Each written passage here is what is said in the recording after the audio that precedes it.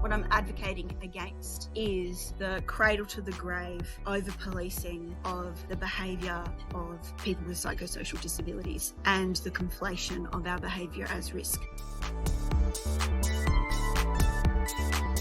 Welcome to Psychocinematic, a podcast where we analyse depictions of mental illness and disability in popular films and TV. I'm your host, Stephanie Fornasia. If you love our podcast and want to give us some support, make sure you're following Psychocinematic Podcast on Instagram, TikTok and Twitter. And check out our website, psychocinematicpodcast.com, for access to special bonus content, episodes, early access, stickers, and contribute to our regular fundraisers. Join our Patreon.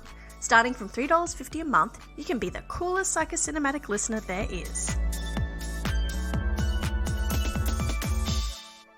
Hello, Psychocinemaniacs.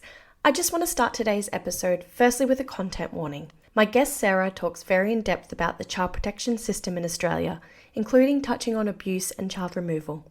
If this episode brings up anything for you, Lifeline is available on 131114 and Beyond Blue on 1300 22 4636. Secondly, we had an amazing chat, which was disrupted by multiple interruptions from planes, birds, customers of the cafe Sarah was joining me from, as well as sensory intrusions like direct sunlight and a very cool change. We talk in the episode about how much cognitive and sensory work goes into neurodivergent speakers presenting and public speaking as well as they do, and how a lot of editing of the final product is common, so it can look like it's an easy breezy experience, which gave me a bit of a conundrum as I really wanted to share that experience for Sarah in this episode as it happened, who herself is an incredibly well-spoken neurodivergent advocate and had to manage a lot of external disruptors in our recording. However, for the sake of being succinct and efficient in providing a podcast for you, I did do some aforementioned editing. I really want to encourage you, however, to follow Sarah on Instagram at sreader_studio, as she provides such brilliant, honest insight into the ADHD experience as a mother, advocate, and just generally cool person. Enjoy. Well, I will start today by acknowledging the traditional owners of the land that I'm sitting on today, the Wurundjeri people of the Kulin Nation, and pay respects to elders past, present, and emerging. And I'd like to welcome to the podcast Sarah Langston. Welcome to Psychocinematic. I'm very excited to have you. Thank you for having me. And what country are you on today? So I'm on Gundungurra and Darug country, so up in the Blue Mountains in the Greater Sydney area. Although apparently that's being debated at the moment. But what's not debated is that it's Gundungurra and Darug country. So that's where I'm calling from. Excellent. Yeah, I've been wanting you to be on the podcast for a while now. I think we were talking about it maybe a year ago, at least a long time ago. That is pretty much how hard it is to schedule me into a calendar. So... Me too, though. But there's a lot I wanted to pick your brain about. But before we talk about what we're going to talk about today, do you want to sort of share a little bit about yourself, who you are, what's your background, whatever you like? Yeah, so I'm an independent disability advocate, and I work where the work is. I got into this line of work because of lived experience, and I'll go into that more in a bit. I do that, and I'm studying a Masters of Public and Social Policy. I also do systemic advocacy work. So I work independently because some of the issues I work on, so I work mainly on child protection issues, access to justice issues, and education. And something I have noted in the advocacy sector, which can be a bit of a difficulty, is often advocates who work for organisations, while the pay is better, you are a bit hampered in what you can say because quite a lot of advocacy organisations are funded by DCJ through the DFAT program. Do you mind just sharing what those acronyms mean for us people? DCJ is Department of Communities and Justice, so basically cops and child protection. And DFAT is in New South Wales, and it's the Disability Futures Advocacy Program. And I mean, funding is great, but it is a known thing that often where your funding can impact how freely people can speak or how stridently. So quite a lot of my advocacy is pretty blunt and to the point. And that is really, I think, at times only possible because I am independent. I like being independent. It does not pay well. Currently broke, but it's good. But like, you're not representing a particular organization with a particular policy or value or stance. So you represent yourself in supporting people, which gives you a lot more freedom to support in the way that you want to support. It does. I think so. In terms of the community that I work in, I only work with a very specific kind of client. So I work with mothers or parents with psychosocial disabilities and their families and their children. So sometimes I might be representing the child in a school who is not being included in an education setting. Sometimes I will be supporting the mother to navigate the child protection system, the law, like family law, etc. And I mean, the reason I work with that community is because I myself am autistic, have ADHD. I have lived experience of contact with child protection. I have lived experience of contact with the legal system, police, education. I also come from an education-heavy family. My dad was a principal, etc., etc. So I choose to work in our community because I feel really invested in the future for our community. We're very underserved, so it's really important to me to work with them. How did you get into this space initially? I fell into it accidentally. It's a bit of a rowdy story. Please tell us. I'm not sure I can tell all of it. I got into the advocacy space kind of by accident. I mean, realistically, it's probably where I was always going to end up because I was a very mouthy political kid. And I remember giving my dad a sermon from the Mount when I was like 6 or 7 about refugees. And I grew up in a house where we had very, very vigorous dinner table discussions about politics, philosophy. And I think I first really became aware of inequity and injustice and the thought of doing social justice work very young, like probably 8 or 9. But how I got into what I'm doing now, well, I used to be a teacher and I've worked in marketing. I was a journalist very briefly. I was not very good at it. Too stressful. I was just pretty focused on parenting my kid.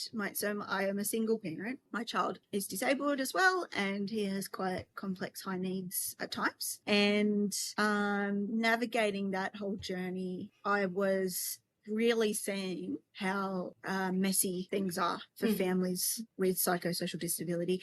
And along that journey, I also realized that I also was autistic and had ADHD. And through that, I got involved in some grassroots NDIS groups. I didn't know anyone at all in the advocacy sector. I didn't know anyone in disability activism, knew nothing about. I'm still learning, like at a breakneck pace. And I got into a rather public scrap with another disability advocate, and that was how I actually met a lot of other advocates and started forming friendships with them, learnt a lot from them. And I'm still friends with some of the people I met during that kind of event. So it sort of brought your community together. Yes, well, kind of. I met a lot of other people who were also regarded as very difficult, even within that advocacy space, because there is a bit of a thing in the disability advocacy community. There's kind of sub-minorities, and there is a group of us who are regarded as like very difficult. I became friends with a lot of them, and lo and behold, they're all autistic. But so that was how I met a lot of people. I learned a lot from them. They taught me a lot. It really opened my eyes to a lot of things. And then sort of contemporaneous to that, I had my own experiences of, it happened all around the same time, my own experiences of contact with the federal court and the child protection system. I had my own brush with the mandatory reporting system, and my behaviour, how I spoke, my very common, normal autistic way of presenting was misread and conflated with risk. And so I was on the receiving end of a child protection report.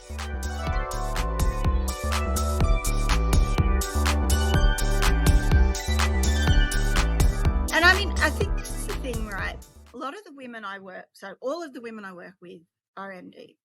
And my experience which is like theirs, was there was so much I didn't know because I was undiagnosed, and I didn't realize how much things like sensory inputs, cognitive overload from trying to do tasks. Something that I find really interesting actually about whenever I see autistic people doing media, doing advocates and stuff, doing media, doing public facing stuff, something I notice, and I understand why people in the media edit things this way. Something I notice is that it's so put together. And I know myself, anytime I've done interviews, it takes me 5 times as long as it would for a neurotypical person. And it's a very personal choice. But for me, I prefer to have the process included because I think people actually don't understand well. I mean, ND people do, but people don't understand well how much work ND people, depending on their needs, how much work we have to put into just having a conversation. Yeah. I think that goes for disabled people generally too. Yes, that's right. And I think too with invisible disabilities, people don't grasp sometimes the impact of the environment on capacity and behavior for ND people. And even when you tell them, you tell them, it's almost like they don't believe it until they see it. And I mean, do I think it should be that way? Do I think we should have to show distress or difficulty to be believed? Of course not. But I also think there's a place for visibility. So, you know, on my Instagram, I do try to talk about and show some of like stimming and like I posted a picture recently of my attempts to cook with dyspraxia and my just absolutely ravaged stovetop. Yeah, so I'm okay these days with some of my need for adjustments and struggles and stuff to be more visible. That wasn't always the case though, and I think when we think about masking, I'm glad to see more people talking about why it's important to stop telling people to not mask, because actually it's a survival strategy and it does keep people safe. Yeah, especially if they're not ready to share what their needs are, or they're not at the point. It's also just not safe. It's also just not safe. Yeah. It's also just actually not safe. Like a lot of the women that I work with are women who can't mask, and as a result, their children have been removed from their care.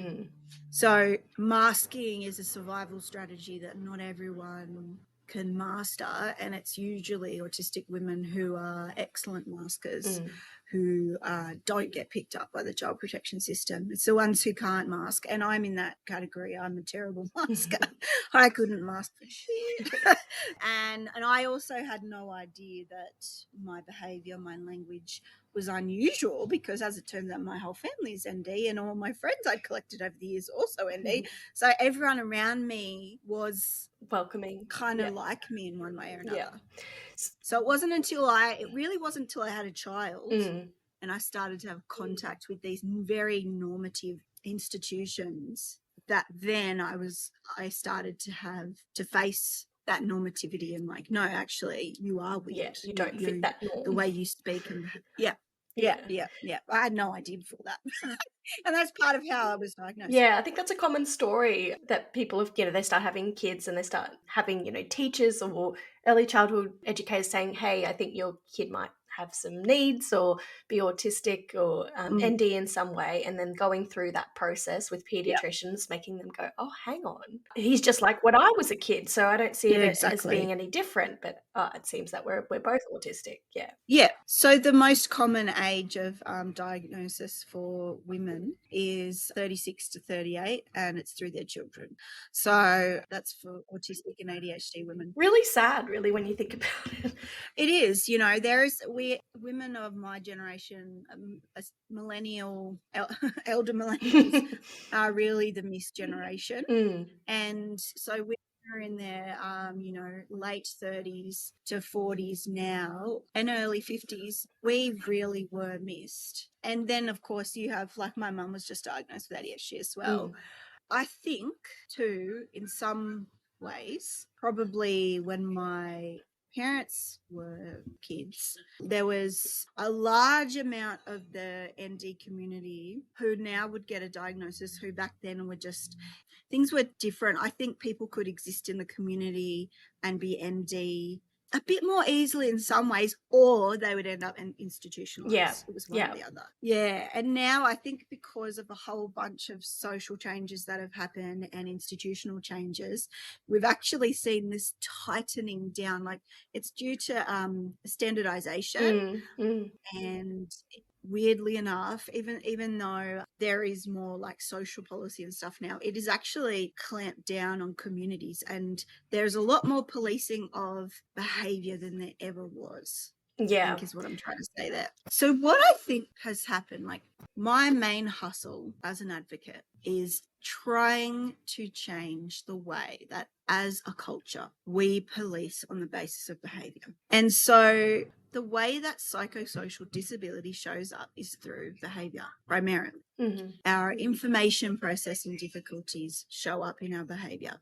Sensory overload shows up in behavior. Communication differences shows up in behavior. So I work across child protection and education mostly, and the legal system, because they are the three places, actually a bit less so in health, although it does happen there too. But these three systems are the three main places where over the last 100 years, we've seen an increasing policing of people on the basis of behavior. 100 years ago, I think there was, as I said, two sort of ways this went, which was there was a wider tolerance for eccentricity and people being a bit, odd. Weirdness was like a little bit more allowed until it wasn't, and then you got put in an institution. Yeah, or jail probably. Or jail, yeah. Or you were socially ostracized. And the people who were allowed to be eccentric, of course, were white people. Yeah, men mostly people too. Who had money. Yeah, that hasn't changed. So if you are a person of color, if you are poor, if you are a woman, those are intersections. You are the most likely to have your rights eroded as a person with psychosocial disability. You're the most likely to end up in still in an institution, so in a mental health facility, in a locked ward. You are the most likely to be on the receiving end of a child protection report. So what we've seen though over the last 100 years, and it has really ramped up in the last 20 years, is this tightening of focus from institutions on psychosocial disability in particular. So a few fast facts. Psychosocial disability is within the disability community. People with psychosocial disabilities are the worst off. We are the poorest. We face the most violence from police in education settings, in every setting. Like I said, the most likely to be institutionalized. We have children with psychosocial disabilities have the highest rates of suspension, expulsion from education settings.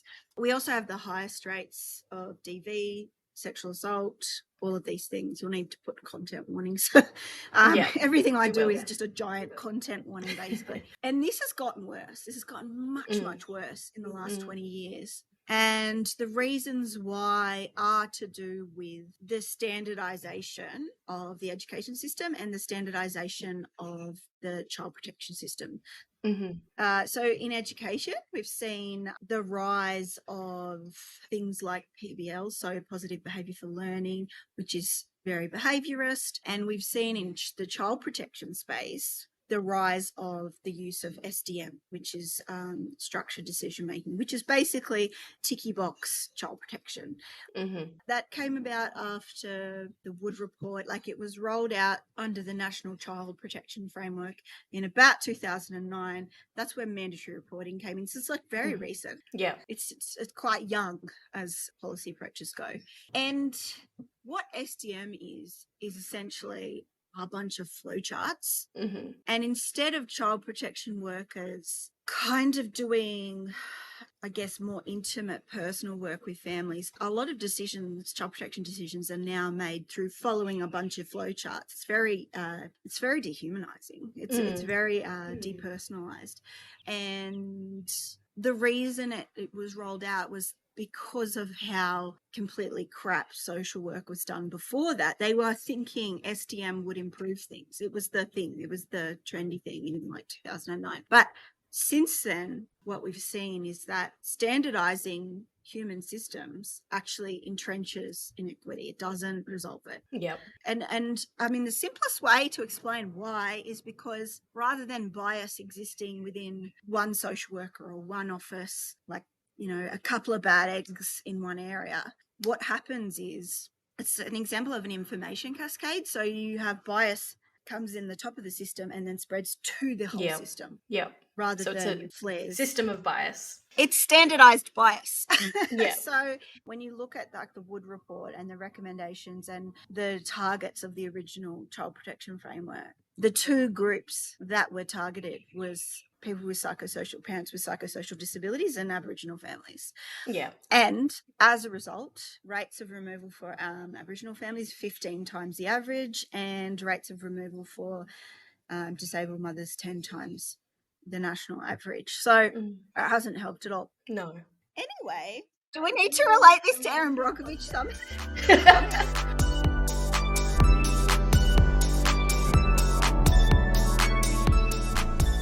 Well, this is really good context for why you do what you do, and how, because you also study in the policy space as well, you really get it, which is why you're the perfect person in the role you have.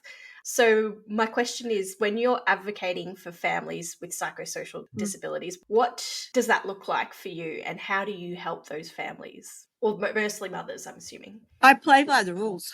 It's the simplest way to put it. And I teach them how to protect themselves. So the reason that I do both systemic and individual work is because I acknowledge that I actually can't, on my own, with one family, make the system just. I can't. Yeah, it's impossible. It's not possible. So I do systemic work so that I can sleep at night, basically. Yep. And I learnt how to do this from watching someone who was supporting me.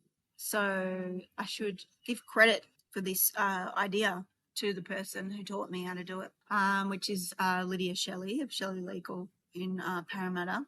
Lydia is a really amazing advocate. She has a background in human rights law.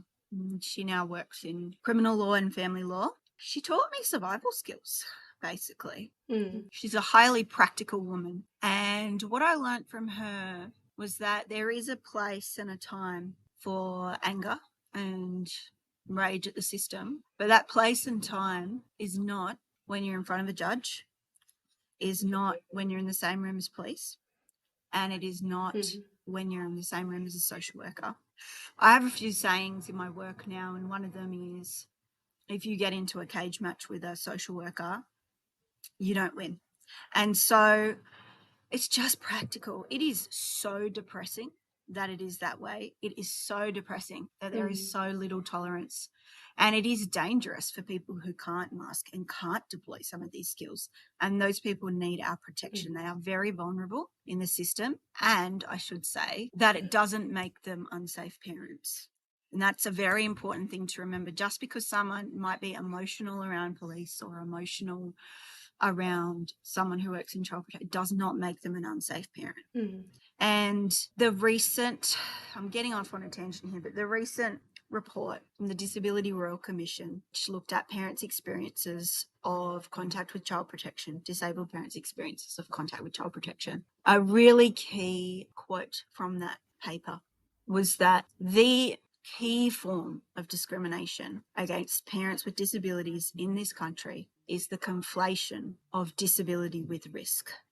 So there is an assumption that is so invisible and so inherent and so deep in the way that people who do social work and in the way policing is done and in the way the justice system runs. There is just a deep assumption that if you are a disabled parent, you are an unsafe parent. There is no evidence to support that. Yeah. And that is what the Royal Commission report covers. There is nothing inherent to disability that makes anyone an unsafe parent. What makes someone an unsafe parent is a lack of support. Yes. So the risk factor in a family where a parent is disabled is not the parent's disability. It is the lack of support that parent has. Yeah. So it is actually the social model applies here. If we want children of disabled parents to be safe, we need to support them to parent. We need to augment their parenting. We need to be an active and involved community. And we need to change the way that we do social work. We need to change the way we interact with disabled parents in education spaces. And we need to change from a report model to a support model, because until we do that, we're going to see very high numbers of children from families where a parent is disabled entering the out-of-home care system. And is that already the case? Oh, hugely. Yeah, I knew the answer to that question. Massively. I would actually say that the majority of children in out-of-home care right now come from parents who are disabled. I mean, our removal rate is 10 times the national average. So you do the math.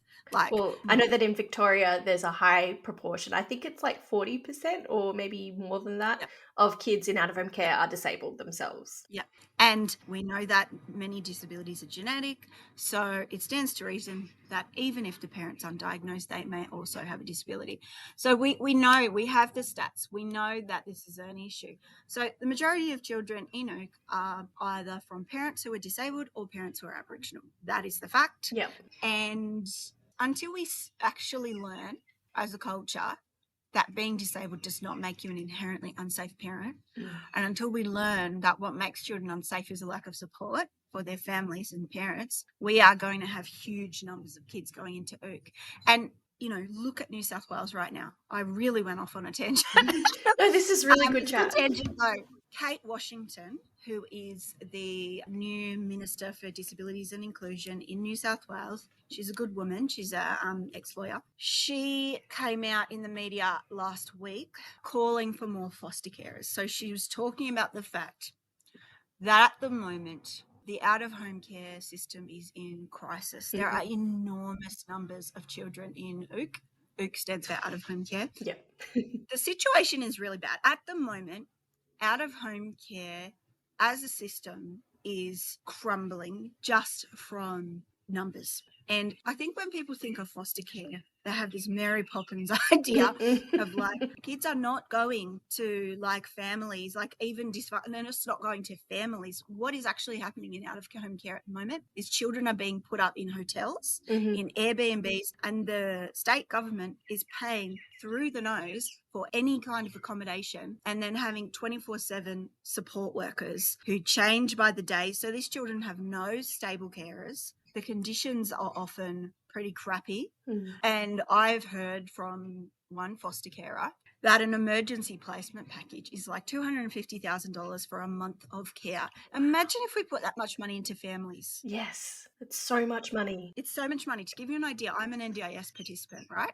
My plan over 2 years, 24 months, is $42,000. The level of support that I receive from my plan has changed my life. It has expanded my parenting capacity and my capacity to do things with my life just massively. Like yesterday, I got 100% on a uni quiz and drove on the highway first time. Yay. I'm finally learning to drive at 40. The reason that I couldn't before was because of my disabilities, but I'm finally learning to drive. I'm completing my master's. I'm working in a job that I love. It's very hard, but I love it. I'm dipping my toe in the waters of politics. None of this was possible for me without my NDIS funding. The most important thing is I'm a better, safer, happier parent because of the NDIS. Now, that's $42,000 over 24 months. Compare that to $250,000 for 4 weeks of care. What do you think is more fiscally responsible? You don't have to be very good at math to figure it out, yes. I have dyscalculia, and even I can see what's a better deal. And so we shouldn't have to make economic arguments. It's actually really gross that we have to make these economic arguments. But you think that they would make a difference, those economic arguments, if anything? Yes, even very hard left-leaning, the reddest of communists would still want to see public funds being spent in a way that is sensible. And that is just not a sensible use of money. It's a waste of money. So imagine if we poured for a child $250,000 in a month in terms of heavy, intensive support into that family. I would say in the majority of cases, the child would be able to stay in a family of origin. And we know from the stolen generation, we know how harmful it is to remove children from their families of origin. It does huge damage that cannot be. And it's not like these kids are given lifelong support to recover from the trauma of removal. They're not. No, they're given nothing. And there's nothing when a child is removed. A lot of people don't realize this, but for the parents, when the child is removed from their care, they are not given any support. There's no counselling, nothing. No. They take the kid and then they leave the family. That's it. There's nothing. There's no support. And so obviously, a lot of mothers who have their children removed from their care, if they didn't have substance abuse issues before, that's a very common response coping strategy. If they didn't have crap mental health before, they do after that. You know, the rates of admission go through the roof. So removal is really damaging. We need to find ways to not be doing this. It should be reserved for the most extreme cases where there is literally no other option. And that is a bar that should be a lot higher. And the reasons that it is that way are systemic. It is because, at least in New South Wales, for the last 12 years, if we look at why there are so many kids in out-of-home care, it's not really rocket science. For the last 12 years, we had a very conservative Liberal government that didn't like to spend on support for families and also really enjoyed over-policing women. Women with psychosocial disabilities. So we saw, this stuff is so complex. I'm very passionate about it. The out-of-home care system today has been made, not born. And it is not because of those families. No. It is not because of those children. And if I can add my perspective as well from... Yes, go on. Please do. From working briefly in the disability services support for kids in out-of-home care space, the child protection organisation is a mess, at least in Queensland and in Victoria, which are the two systems I've worked in briefly, in that it's under-resourced, underfunded. There's new graduate social workers and not even social workers sometimes in these case management roles. The retention rate is so low. They'll just cycle through case manager after case manager after case manager. So there's no longevity. There's no relationship built with these kids. There are very low-skilled workers who are in the most complex space, working with complex situations that haven't got the capacity, the skills, and the understanding of the system in order to work effectively. Not all case managers, not all child protection workers, but many of them. And and they make trauma worse. It increases the breakages of attachment, which increases the trauma, which increases the mental health issues and the difficulty for a child to feel safe. And it's just constant and it's so frustrating. It's an awful system that really, if fewer children were ending up there, and a lot more diversion was going on, and if there was more social and community support and, you know, we need a massive expansion of the NDIS. That's why I'm very glad to see Jordan Stiljon has been very vocal. He's amazing. He's such amazing. Like, I get goosebumps whenever I see him speak. I just admire him so much. I believe that disability is a bipartisan issue. Yeah, it's not a political issue. No, it's not. It's both highly political and apolitical. Like, it's both. And look, I think that there needs to be a strong alliance between left-leaning parties on disability, because I tell you what, conservative parties like the Liberals and Nationals very clearly do not value people with disability. They see us as a drain on the economy. They certainly do not value disabled single mothers. So, well, we just look at it historically in what policies they've put in place. They've removed supports more than they've put supports in place. It's just a fact. Yeah, exactly. Look, whenever you have a fiscally conservative government, people with disabilities will suffer because we are expensive. But, you know, we also have human rights. Yes, and value. With the rollout of the NDIS, we have this thing called the APTOS tables. The APTOS tables basically breaks up whose responsibility it is to handle certain things. And mental health care, especially complex mental health care, any mental health care, falls under the states. So it's considered a state responsibility. So in the divvying up of whose job is what, the state's got mental health. I'm still learning about the exact reasons as to why this happened, but basically the states went, the NDIS can handle psychosocial disability, because the two terms are a little bit interchangeable. And so care for people with psychosocial disabilities and mental health under the states collapsed. But only 20% of people with psychosocial disabilities are actually accepted onto the NDIS. Many are bounced back, and that's getting even more restricted at the moment. The NDIA are really trying to reject a lot of people who are applying on the grounds of psychosocial disabilities, probably because the number of applications has increased. So what we saw was around the same time, within about the same 5 to 10 years, as policing of mental health and psychosocial disability went up, provision of services went down. And so that, over the last 15 years, is largely, I think, responsible for the very high number of children in out-of-home care from homes where a mother has complex mental health or psychosocial disability, because there's so much monitoring and policing going on, but no provision of care. Yeah, and I guess that also explains why there's lots of calls to improve the NDIS, particularly Jordan Steele John wanting an ADHD inclusion and review of ADHD assessment inquiry, which will hopefully means that there's more support. Thank you to Jordan for that as an ADHDer.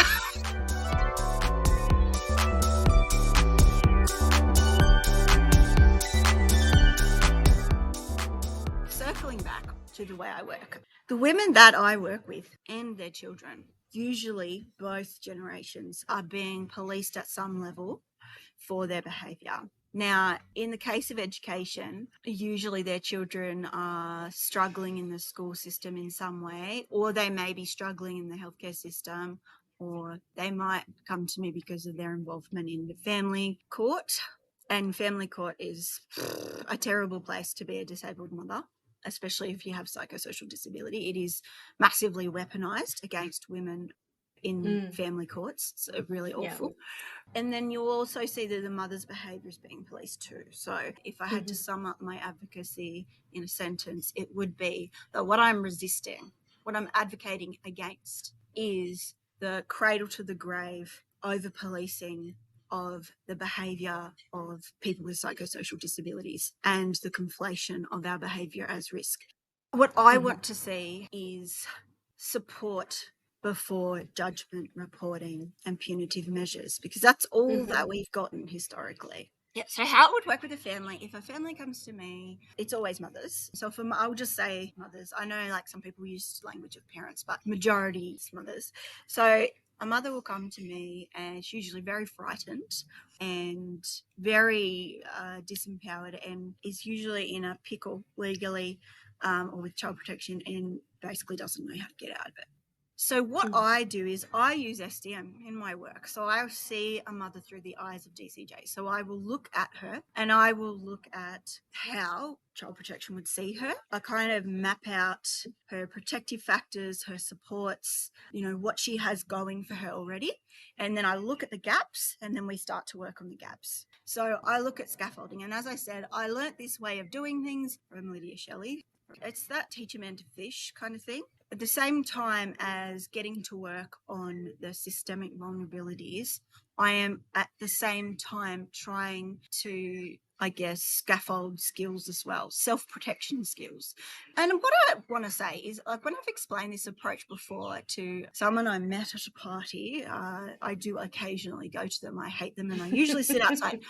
But someone was like, oh, so you're just teaching women how to manipulate the system. I am not. Because when we identify the gaps in their supports and we get to work on filling those gaps, I'm not teaching them to lie. I'm teaching them to support themselves meaningfully. So actually their life does improve. And saying that they're manipulating the system is assuming that the system works. The system is very broken. Exactly. But it's not like what I'm doing is not superficial. I'm actually scaffolding their lives. I'm, as someone said to me once, you're doing the work that DCJ should be doing. Yeah. And that's true. Yeah. So I'm teaching, I'm like, okay, look, if a child protection worker came and ran you through the system, this is what they would see.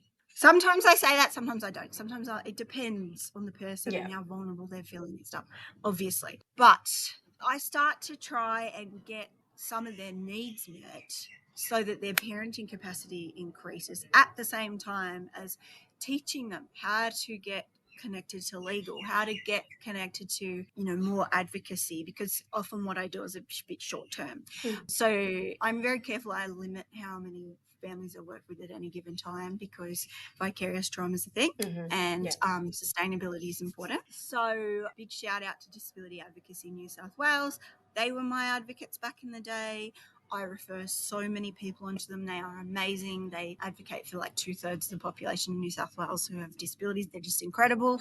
So yeah, I start to look where the gaps are and work on those. And so I use the same tools that child protection use to divert women away. When we start with, I kind of think of it as like zones, like green, orange and red. So I'll try in my mind think of it as how much risk are they at of involvement with child protection if not already involved, and if already involved, how close are we to removal. So if we're in the red space, immediately I would start documenting everything.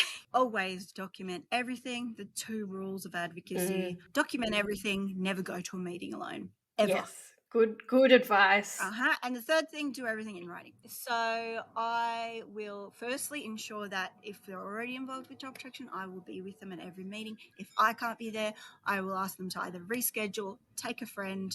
Even there's been times where it's been really on the line and the person has been like, they are saying they have to come, and I'm like, well, then you say to them, can I record the meeting on my phone? And if they decline, that's on them, but you need to have a record or a witness of some kind to that meeting. You never go to a meeting.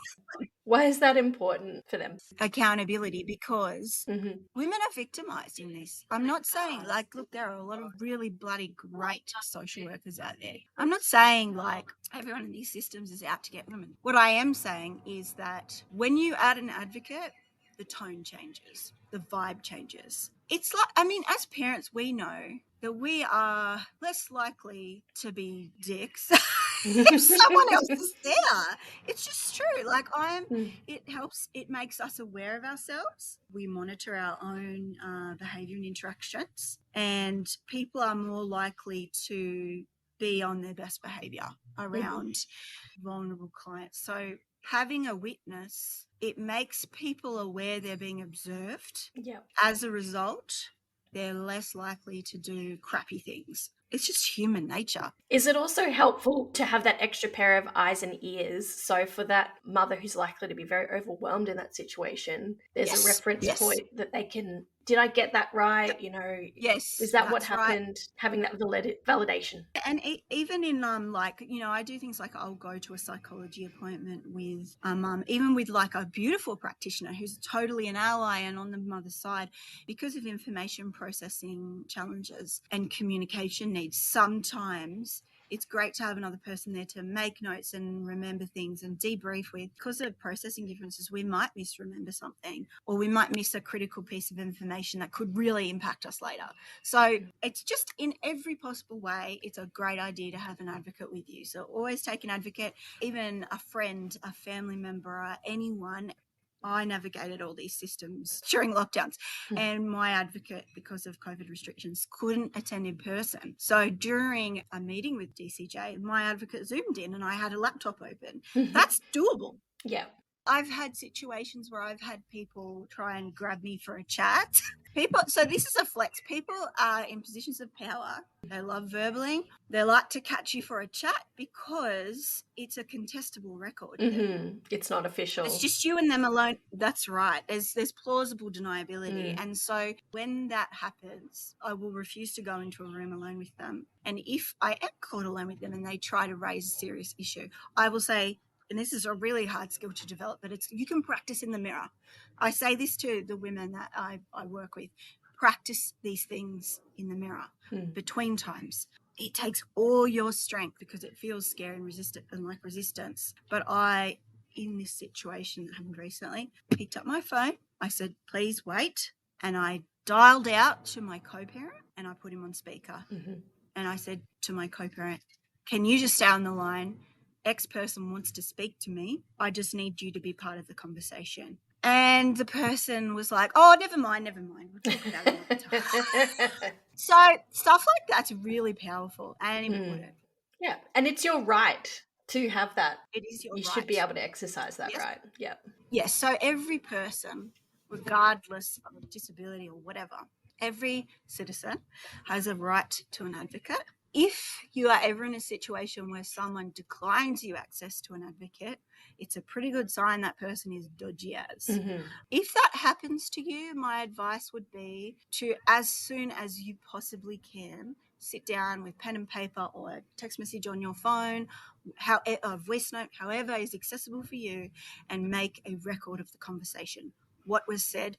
You can also do, this is a little flex, you can write an email to the person, just noting down, just saying, as per our conversation, here is what was said. Send them the email with just the dot points, doesn't have to be detailed, of quotes of what was said. It gives them an opportunity to contest the record. Mm-hmm. And if they don't, that is taken as agreement. Yeah. But that is what was said. Yeah. But it's also good because it makes them aware that you are documented. Yes. Which is a really good message to have, to send. That's right, that you know how to protect yourself and that you're writing things down. Look, in the end, there are multiple ways to protect yourself in the system, and these are the skills that I teach women. I teach women how to protect themselves because this is stuff I did not know. And I have learnt through my own experiences, and it does keep you safe. It does change the dynamic. I would still say, wherever humanly possible, have an advocate because it's just such a great human shield. Also, advocates often might know of resources you don't know about. They might have skills that can help facilitate meetings. They can help everyone in the meeting regulate, as well as keeping notes. People who work in an organisation like Disability Advocacy New South Wales, they have case meetings, like whole of team meetings. And that's great because you can then draw on the ideas of a whole team of people with a huge range of collective experience, which is amazing. Yeah. And it also helps going into one of those meetings when you've got a principal, you've got the teacher, you've got someone from the department, you've got maybe an allied health member, and then it's just you as a parent. That's so intimidating. So overwhelming. Yes, and especially for autistic parents because quite a lot of us don't like groups. Yes. And we can find communication stuff tricky at the best of times, but especially in groups where there's multiple streams of communication and dynamic and social cues and stuff to navigate. And hierarchy. Totally. It's so, I mean, I have walked away from meetings going, I am getting the vibe that I've annoyed someone. I don't know why. I feel the vibes. There's this mistaken idea that we don't pick up vibes and cues. We do. We don't know what they always mean, but we sense the vibe. We just don't know what it's about necessarily. So, yeah, so having an advocate is just so important for so many reasons. Yeah, so that's kind of how I work. I don't think of it as helping them. I think of it as coming alongside and working with them. I really hate that idea of helping. It's really patronising. I really believe in the capacity of mothers. I think they're bloody incredible. I think there are certain ways of interacting with institutions, certain skills, certain survival skills that we're not taught. Mothers are not taught. People are not taught in general. And it's almost like there's this secret code in that. Of course, institutions don't want us to know all their nooks and crannies. No, of course not. They don't want us to know that stuff. That's not the deal. So I teach skills and scaffold so that, say, if when a woman comes to work with me, they start in a red zone, I use the SARA, so that's the safety and risk assessment tools. Assessment scale that or something. DCJ, yeah, that's right. SARA is the acronym they use. I will use that tool. And then what I'm trying to do is move them down in the risk rating so that if they do come into contact with child protection, that when DCJ come into their home, they find, maybe a moderately stressed mum who has a normally messy home and is navigating some issues, but is connected to some supports or on the way to more. I try and do visuals, so I'll map out supports so that they also have a piece of paper to show a social worker, and here's my supports. Because often, there's so many cases where actually a family is really well connected to supports, but because of communication needs, she can't articulate the support she has. Mm-hmm. And so I, again, try to provide some tools to bridge these things. And a very important thing that I do is wherever possible, I try to get women who are undiagnosed through screening, because with diagnosis comes access to the NDIS. Mm-hmm. With the NDIS comes Support. potentially support workers. So with the NDIS comes support.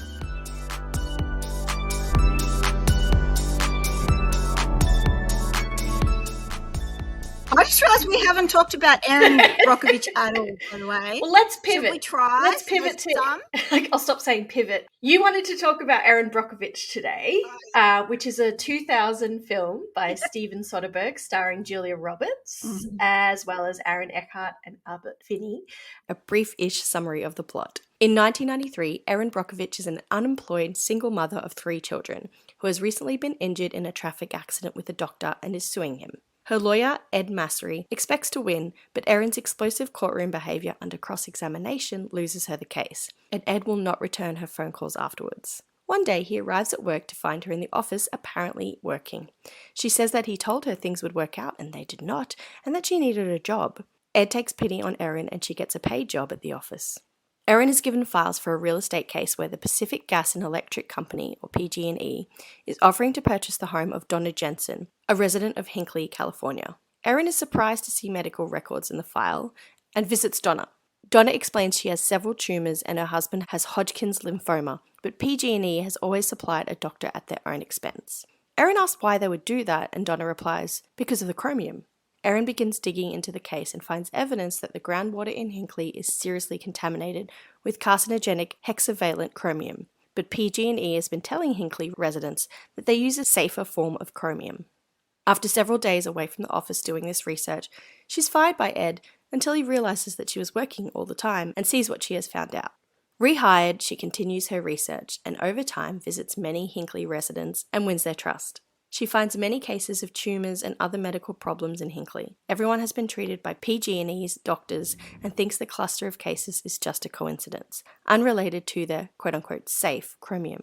The Jensens' claim for compensation grows into a major class action lawsuit, but the direct evidence only relates to PG&E's Hinckley plant, not to the senior management. To quicken the process, Ed takes the opportunity to arrange for disposition by binding arbitration, but a large majority of the plaintiffs must agree to this. Erin returns to Hinckley and persuades all 634 plaintiffs to go along.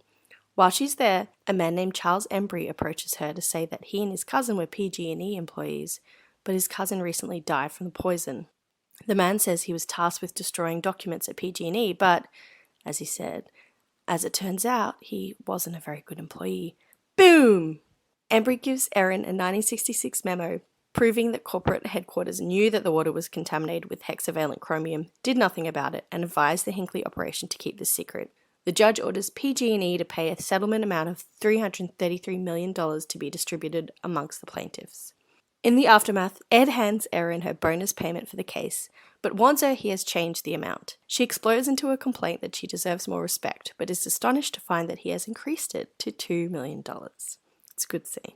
And now the real-life Erin Brockovich has continued to advocate for clients who have been affected by similar situations and going against big corporations so families can get appropriate settlements. Why did you want to talk about this film in particular? Well, I think it's important to begin to separate the movie from the real person, because they're not really the same thing. And Erin Brockovich as a person is kind of a lot more problematic than the Erin Brockovich in the movie. So I want to acknowledge firstly that her politics around autism are not great. Mm-hmm. She was involved quite recently, maybe still involved, in a class action lawsuit in the US, which was around suing for damages around basically paracetamol or whatever the equivalent in the US is of that being used when babies are in utero. And one of the arguments was like that it causes autism. So that's gross.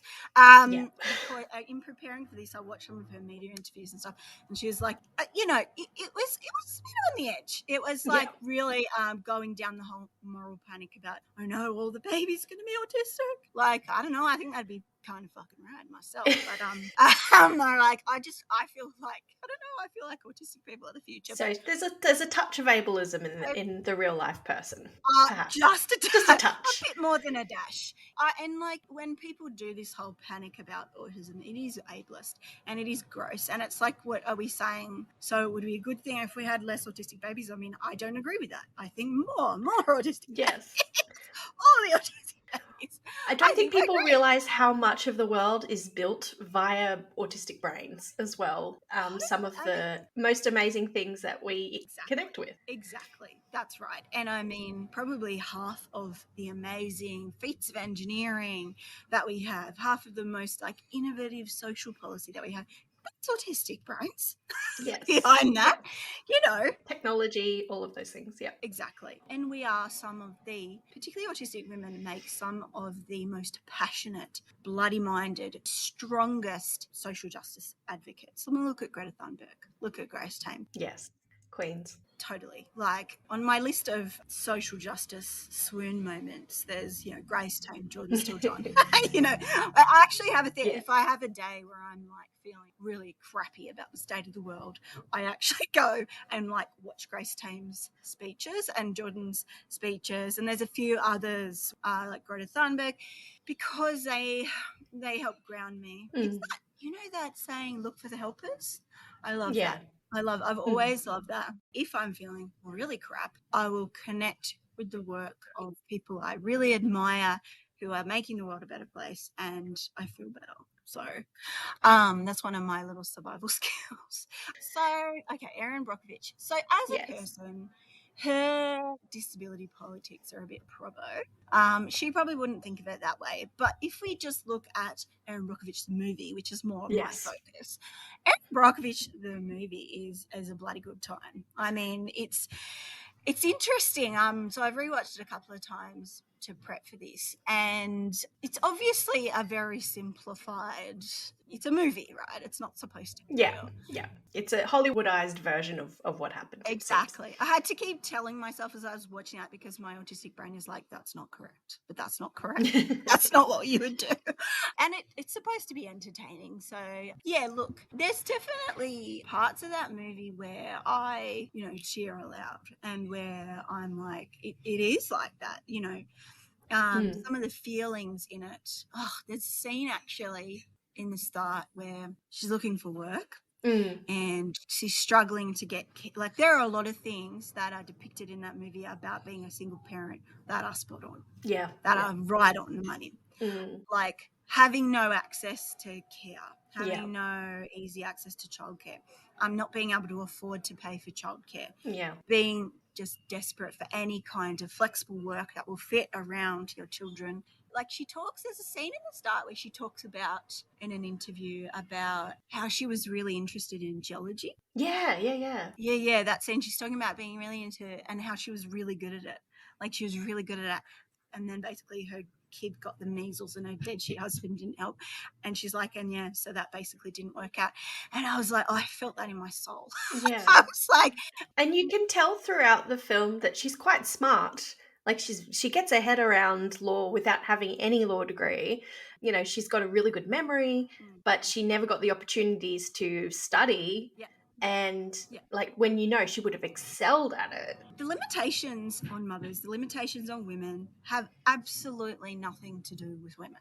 They have everything to do with, it's structural. It's all to do with the ceilings that we come up against. And they are very practical things, like access to childcare being affordable, childcare being appropriate. And healthcare. Exactly, healthcare. And so many mothers are let down by crappy co-parents, particularly men not showing up for their families, and women's potential being limited by that. And it's a very common rank form of misogyny, and I just feel I feel so strongly protective of women's brilliance and mothers' brilliance.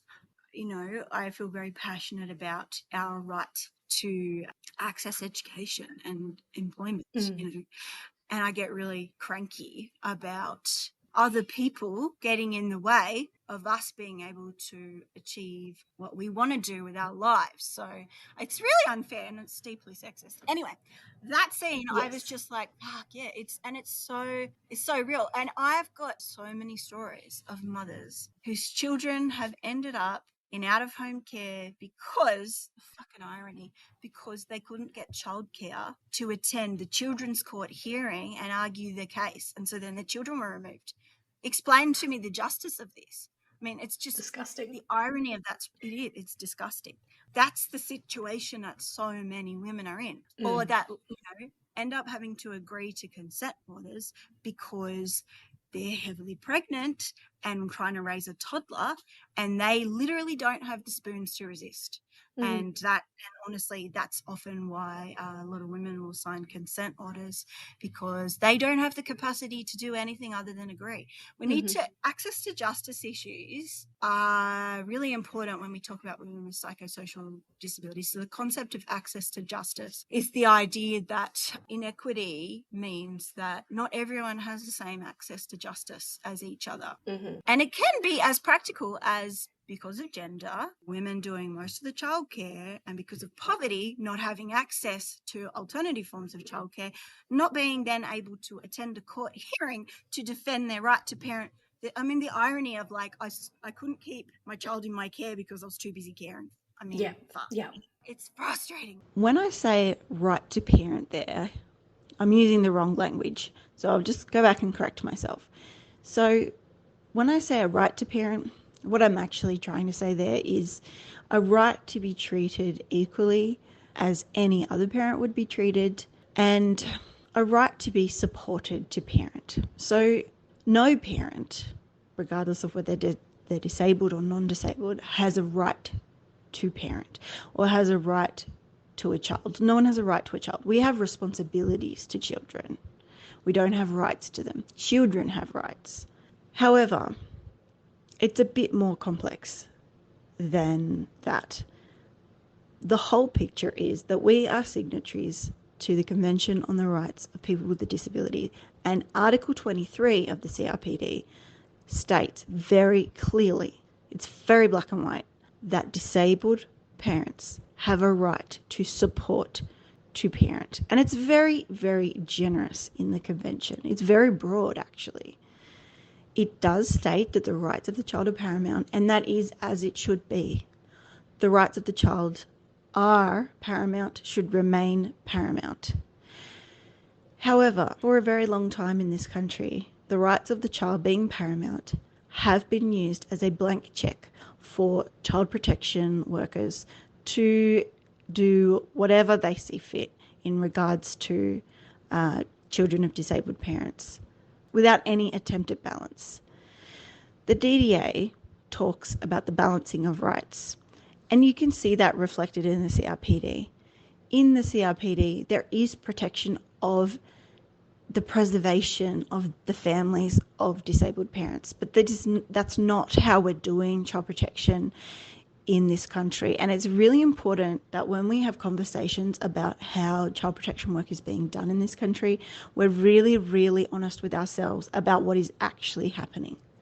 Because what is actually happening is there is no balancing of rights. Disabled parents are not supported to parent. We are judged, we are monitored, and we are subject to some of the highest removal rates in the country, second only to Aboriginal and Torres Strait Islander parents. So we can be doing a lot better in this country in terms of supporting disabled parents who do have a right to that support in the Convention on the Rights of People with a Disability, which we are a signatory to. It is the law, it's international law. We willingly signed that convention, and yet we aren't doing it. So, the Disability Royal Commission recommended the formation of a Disability Rights Act. As someone who works in the child protection space, I think it is vital that we see the realisation of Article 23, support for disabled parents to parent, that we see this reflected in any DRA that is written. because it is the law and we must follow it. Because ultimately, what we are seeing is the mass removal of children from parents who are not given any support to parent whatsoever. And that is illegal. So yes, when we talk about the right to parent, what I'm actually saying is equality before the law and the right to support to parent. But generally speaking, parents have responsibilities to children. We don't have rights to children. I like how we see that struggle in the film, because Yes. I think, particularly me as a parent, I really related. Like, I've only got one kid and I have a partner, but you relate to her struggle, and you also relate to the fact that she's just doing what she can for her kids, and then she sees other people struggling who need someone to support them the way that she is there to support her kids. But there's also that guilt of working and not being as available for her kids, but she has no other option because she needs to earn a living. But she is given pushback by George, who I actually don't like, in the film. Yeah, he's a bit of a dick. For not being there for her kids. But what is her alternative? Exactly. Someone's got to feed them. Like, there's so much criticism of working mothers at the same time as them not being able to access the means to work as well. There's no winning. As a single mum who, I have a pretty diverse dance card, but I study and do a bit of work and parent. My family is poor. I'm broke, I exist off scholarship money.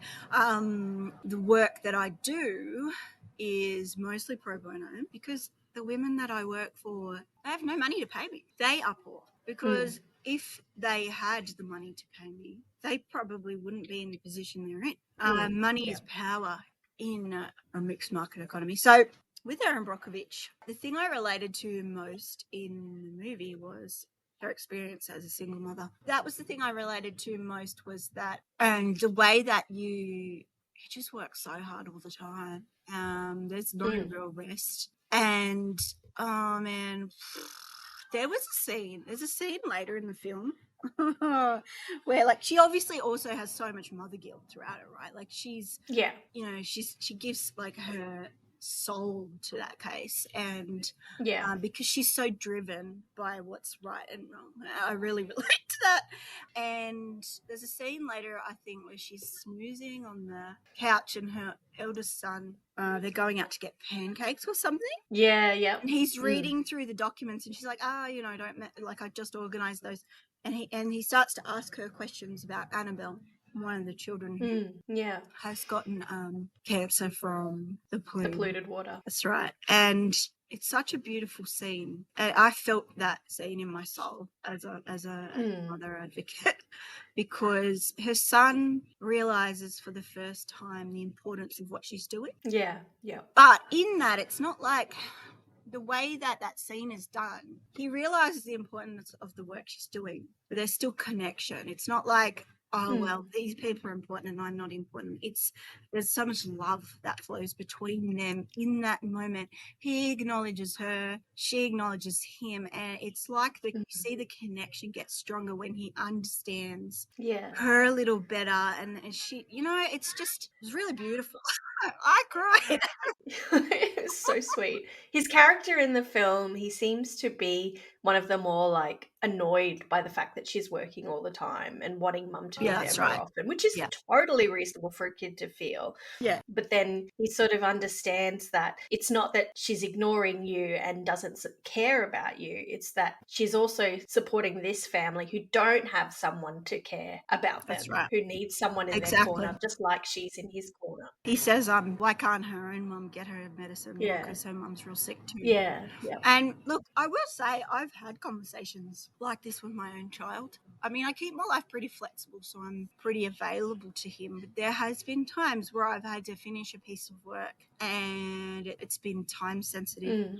So in that scene, I felt that because I experienced a lot of guilt of it. Just, it's not like it's chronic or anything, but it's just at times where I have to focus on a matter, particularly during meetings and stuff. And, if it's a day where he hasn't been able to go to school or whatever, and he's home with me and I'm still trying to work. I mean, I know a lot of parents went through this with COVID and they got a taste of what single mothers experience all the time. But I feel the guilt, and it's like, oh, am I a bad mother because I'm working while he's with me? Am I? And then I do stop, put my feminist hat on and go, do you know what? His dad doesn't feel guilty for working. I get on quite well with my co-parent at the moment. He doesn't feel guilty for working. He doesn't apologize for working. And also my child doesn't expect him to. So why do I feel guilty for working? Why do I feel guilty for having wants and needs and things that are important to me that are not my child? I actually think it's really healthy for women to be people who exist independent of their children. Outside of their child. 100%. Also for the fact that if you're not living what makes you happiest and being who you truly are, then you're not necessarily likely to be as good a parent to your kid as well. That's right. Exactly. I think it's important to show your kid as well that this is what life is like. There's other stuff going on, not just parenting. And I thought that was really well done in the movie. Like, that was an aspect of it where I was like, oof, that resonates. Like the tension between her and her older son. My little man has said to me, just once or twice, he said, judgy things to me about me working. Not that I'm like, I don't want to give the impression that I'm like a workaholic who like keeps him in a cage. Like, I mean, like just he's a kid. I mean, kids are inherently, ego driven, and that's a very healthy. Yeah. It's a very healthy. It's a way that it's how human beings survive. It's how they need to be to get their needs met. Yeah. Exactly. That's right. And also, it is okay for kids to learn within reason, and obviously it's to degrees. I'm not advocating that someone should ignore their child all day. It is okay, and I think healthy for children to learn, especially of their mothers, that their mothers do also have other priorities as well. Not instead of them, but as well as them. As well as, I think it is, like my child is my first priority, right? And if he ever needed me, I would be there. But then there are also times where I have needed to finish a very time-sensitive document for a court matter that, if I don't do it, it could risk someone's child in their care. And that's really important. And I have explained to him the importance of these things. And so, I felt that scene. both the guilt, but also the connection. And something that's been happening recently is, so my child knows what I do for work. He knows what I'm studying. We've had some conversations recently. He's nearly 8, where he really realizes, I think, not just what I do, but why I do it. And he has started to articulate his own views and his own, he's also, and I'm very proud of him actually, he's a very strong advocate for his peers at school. It has run him into trouble. Hard relate. He's learning, unfortunately, as I have throughout my life, that advocacy, it can make you a bit of a target. And people do not like it when you speak up for rights. They don't. And I think that comes through in Erin Brockovich too, like you were talking earlier about difficult women. She's a difficult woman. She's a very difficult woman, and she doesn't present like the other lawyers and say the right thing. And so that's actually true to life. She really does dress like that, and she really does swear that much. Yeah. And then when you see the other lawyer come in who's all professional, she doesn't get as much out of the clients, and they don't like her and they want her to go away. So it's what works as well is being herself. Yeah, and the relationship and feeling like relatable. Like, I think my Instagram is where I do a lot of systemic advocacy stuff. I mean, it's my Instagram is probably only like 3% of what I do, the public face of it, but it is a really good connector. I mean, it's how we met, and a lot of people have found me through that who need help her need advice. Like I often give advocacy advice. That is not an invitation for everyone to flood my email. All right, I won't make it public. I mean, you can send me questions, but if I don't respond, I could be parenting or trying to finish an assignment. So no offense intended. I do usually eventually get back to everyone. So I often do like 5 minutes of advocacy advice. Like, so an example will be I'll get a DM from someone being like, my ex has just said this, and I think maybe he's, accusing me of blah, and what do I do? And I'll be like, download the DVR app, start keeping a diary, start making notes, make sure you keep that diary where no one can find it who is not necessarily a safe person. And I can give like little bursts of advice like that. And it's amazing how far just little bits of advice will go.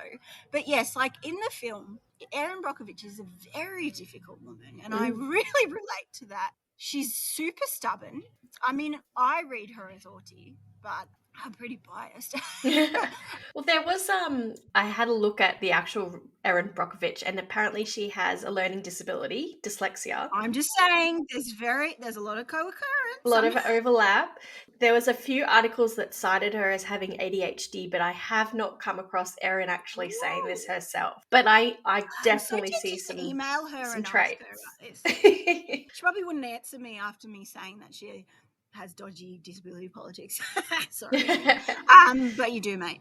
Anyway, so I mean, that's probably just, to be honest, she's the kind of person that I reckon if she sat down with people, adult autistics, who explained why that was ableist, she seems like the kind of person, to me, who loves learning, loves information, and cares about justice.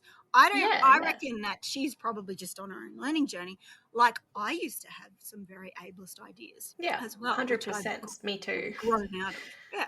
Totally. So she's probably just on that path. So, and I'm not really into cancel culture. It's not for me. So, Anyway, the Erin of the movie, not the real one, but the Erin of the movie, I do read her as very Autie because she has the intense drive, the intense focus. Yeah. It's like making something like your special interest. Yeah. And she leaves town for a few days to chase that information. Oh, hyperfocus. Yes. Without telling her boss. It's such a good that series of scenes. I was like, wow, that is like the best cinematic depiction of hyperfocus I've ever seen. So like hyperfocus, I mean, I feel like everyone knows what it is, but hyperfocus is like a deep state of focus and concentration that it's common to a few different types of neurodivergence, but people who have ADHD, people who are autistic, particularly have deep hyperfocus.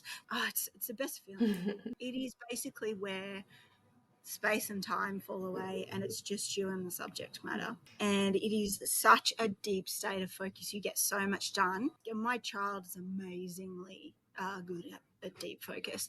What I've tried to learn as an adult to kind of complement it is also learning some coping skills, because hyperfocus is really hard on your body, because you kind of wake up after, I might paint. I'm an artist as well. I might paint deeply for 4 hours and then surface and I'm starving, hungry, and I need to pee and I'm freezing cold, and then I get overwhelmed by everything and get irritable. So one of the things that I've worked on with myself and also with my child is kind of like, if you're about to approach an activity that you tend to hyperfocus on, do all your setup first so that when you come out of it, you don't have like a mad hyperfocus hangover. So like eat something, drink a bunch of water, go to the loo, keep some warm layers on or take off hot layers if you need, and just maybe let people know where you are.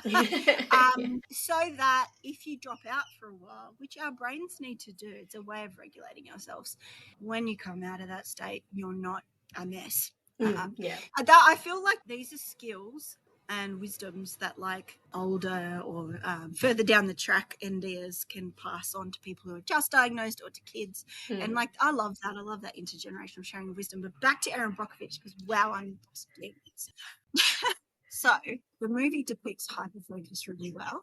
I think it actually is a really good depiction of perseverance, which is an autistic trait, which is, people often speak about perseverance as a negative thing, but it's where it's like dog with a bone. It's where you latch onto an idea, a subject or something, and you just keep going until it's solved. You just go and go and go.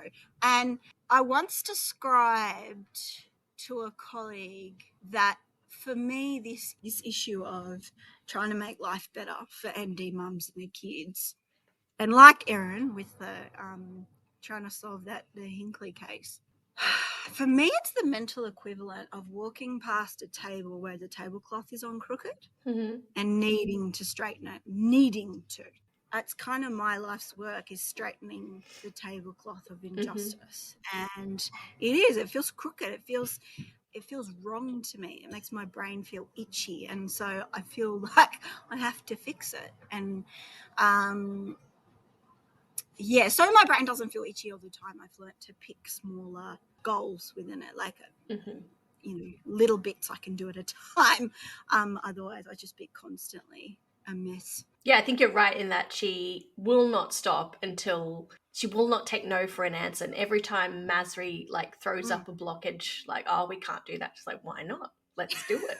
Yeah, that's right. So she exactly why wants to find a way. And the way her brain works, I think, figures out those ways more so than Masri, who would have just given up. Yes, and actually I was thinking, the last couple of weeks I've been a little down just from just vicarious trauma stuff, but also just some recent crap experiences of discriminatory attitudes and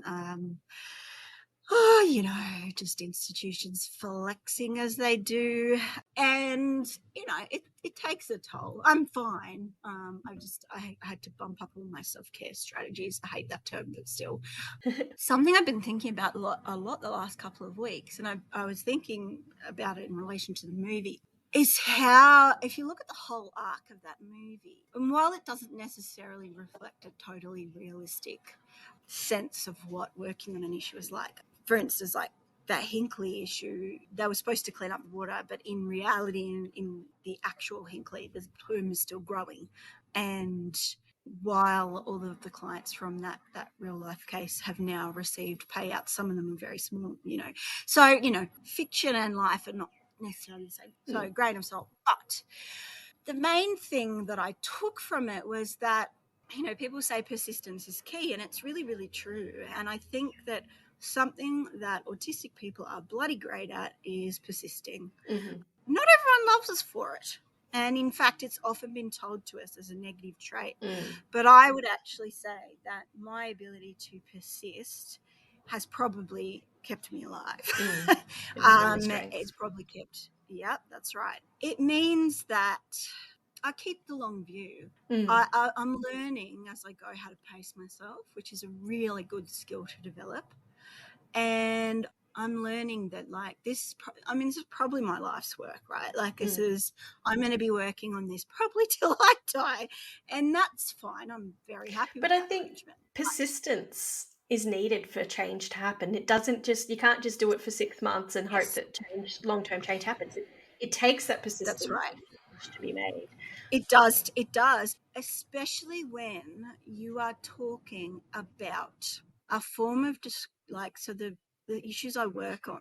When you're talking about a form of discrimination that is so, Jordan Steele-John said recently that the DRC has shown that ableism is everywhere. And that is so well said. And I think that is especially true when we think about psychosocial disabilities. We police on the basis of behaviour so reflexively, so invisibly, so without thought. It is so accepted as a form of discrimination because it is baked into every system we have, and it is discrimination. And so to root it out and boot it out, as I like to say, is going to take decades. It's going to take a very long time. And you need to be persistent because it's a maze. It's an interconnecting maze of bias and discrimination.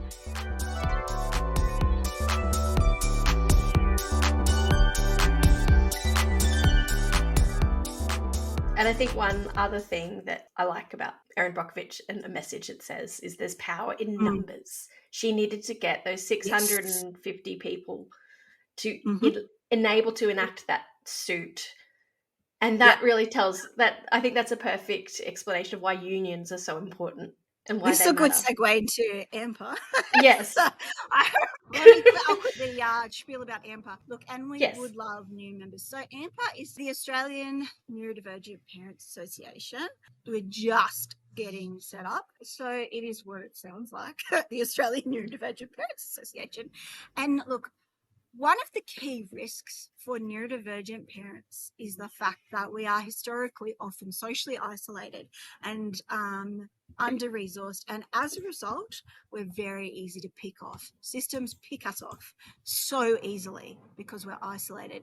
So the idea of applying, so I was like when I was working in education, I was massive unionist. I still am. I'm up the unions. And collective bargaining works. Collective action works. A beautiful book by Sam Wallman, which is called May Your Members Be Unlimited, or I think that's what it's called. I have to look it up.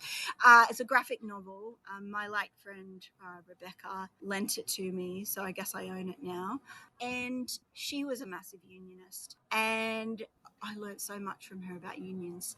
And so AMPA is essentially, even though it's technically an association, we call it the union because it is a union of neurodivergent parents, and the entire idea of AMPA is safety in numbers. If you cannot divide us and isolate us, if we are a hive mind, we are so much safer and harder to pick off. We share resources, skills, go to meetings with each other, etc., etc.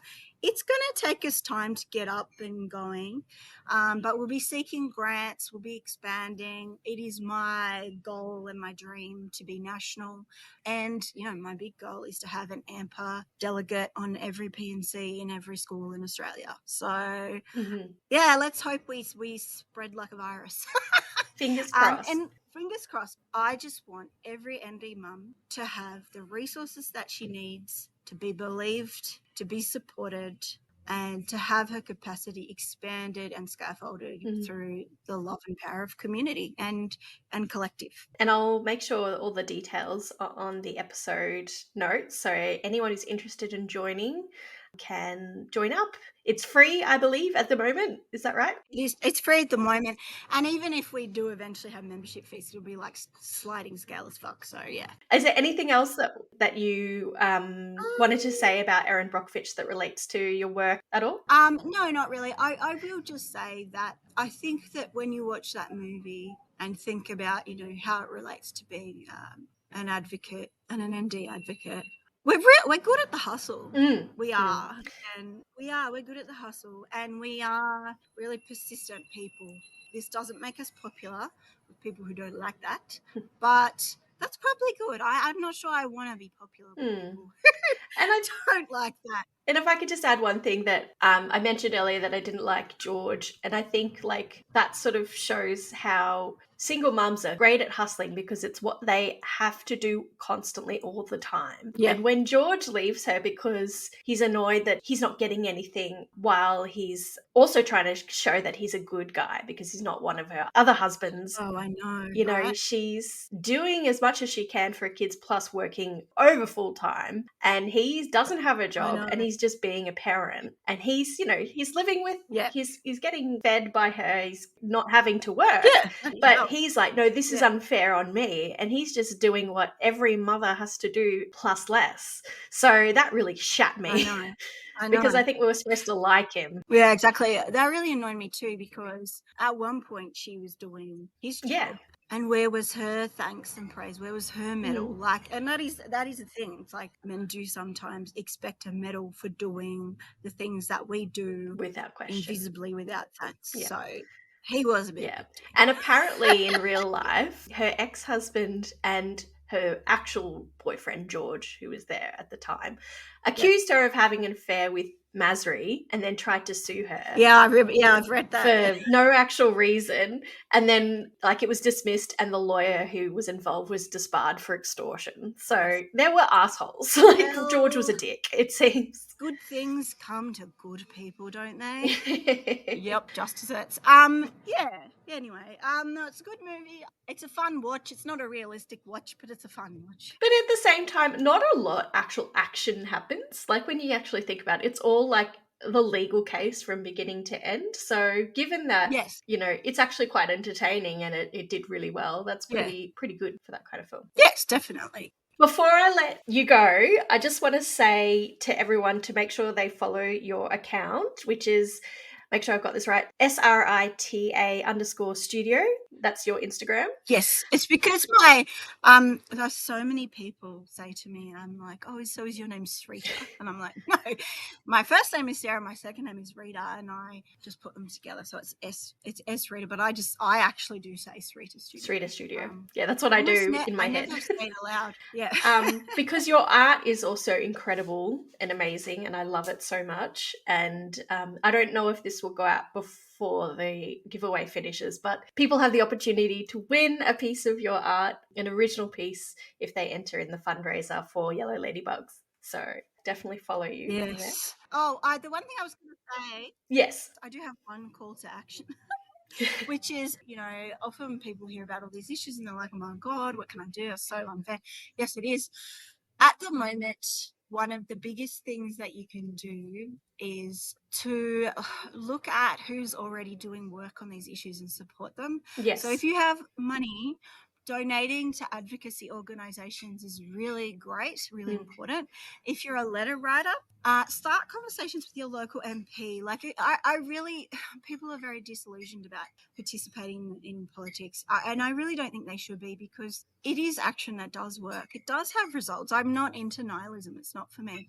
So get involved. And, you know, whatever political party you belong to or don't belong to, however you align, things you can do is educate yourself. Like, go on the DRC website, read their reports, just learn and just be aware in conversations about disability that it's all not all created equal, and that we've learnt from the DRC, women with psychosocial disabilities, particularly mothers of colour, are the worst off in the community and need the most backing at the moment. So that's where we should be really focusing our energies, I feel. Yes, 110% agree. And I really, really thank you so much, Sarah, for sharing all your experiences and advice and support, and make me watch this great film again, which I enjoyed watching again. It was fun. I had ice cream and chips and it was great. This podcast is not designed to be therapeutic, prescriptive, or constitute a formal diagnosis for any listener. For a longer version of this disclaimer, please check the episode notes on your podcast app.